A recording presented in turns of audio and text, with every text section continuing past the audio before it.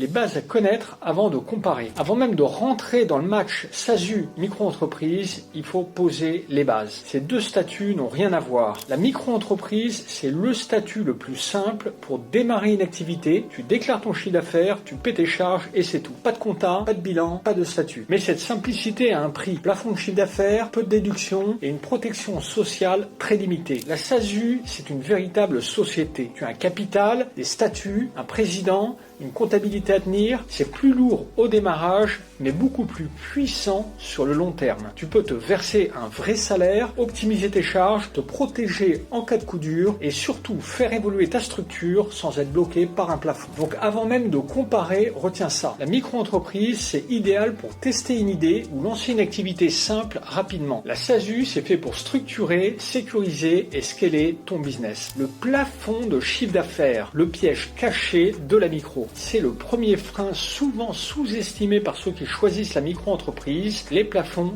de chiffre d'affaires. En micro, tu es limité à 77 700 € pour les prestations de services, 188 700 € pour la vente de marchandises. Si tu dépasses ces plafonds, tu dois sortir du régime de la micro. Mais attention, il y a un deuxième plafond caché dont on parle très peu, le plafond de la franchise en base de TVA. Si tu dépasses 36 800 € pour les prestations de services et 91 900 pour les ventes de biens, tu perds la franchise de TVA. Ça veut dire quoi? Ça veut dire que tu dois commencer à facturer la